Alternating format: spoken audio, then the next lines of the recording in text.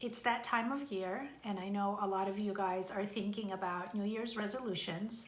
And so I wanted to offer some advice based on what I've been doing for years, which is not creating a to-do list or a New Year's resolution list. And I'll tell you why.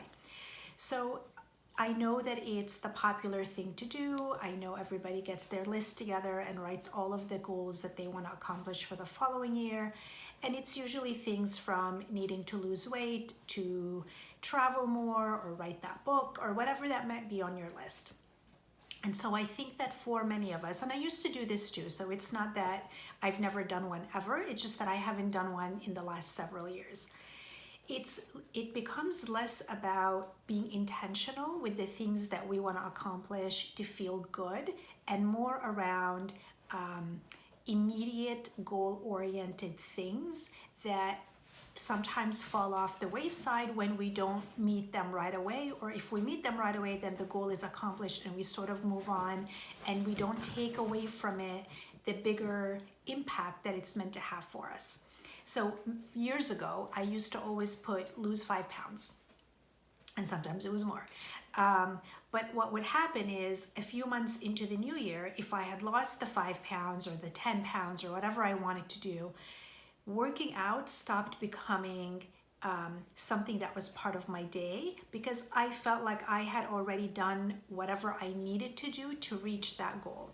And so my mindset wasn't around being healthy, it was around losing weight.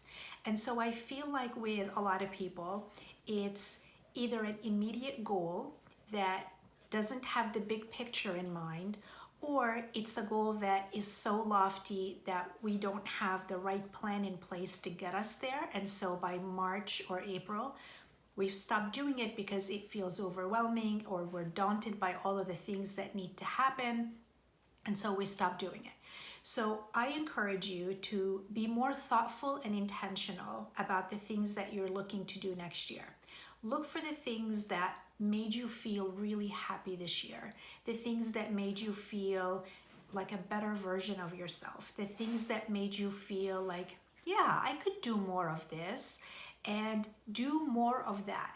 I feel like those are the whispers of our intuition that help guide us to what we need anyway. So don't overthink it.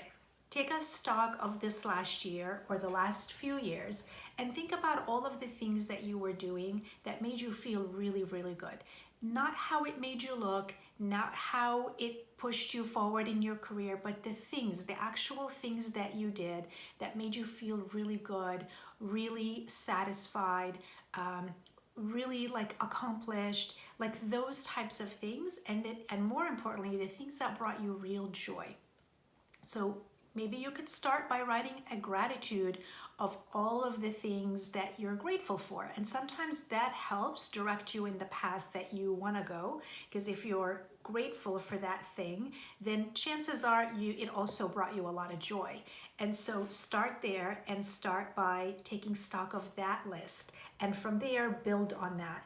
So for me, I love to read. I feel great when I'm reading. I'm going to hope, and not hope, I'll take that back. I'm going to do more of that next year. Another thing, I feel great when I work out. I want to do more of that next year. And again, like for the first time in many years, like I've not done a resolution list. I've also not had goals attached to weight. For me, it's all about feeling great. It's all about being healthy. It's all about thinking and doing things that are intentional, because as the older we get, right, the more we want to have a better experience, a better version of ourselves.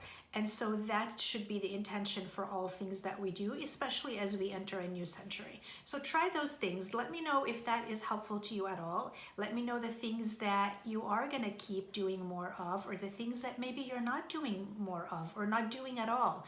Because by taking stock of that list of things that you're so grateful for that brought you joy, maybe you're also identifying those things that brought you no joy and that you don't want to do any more of.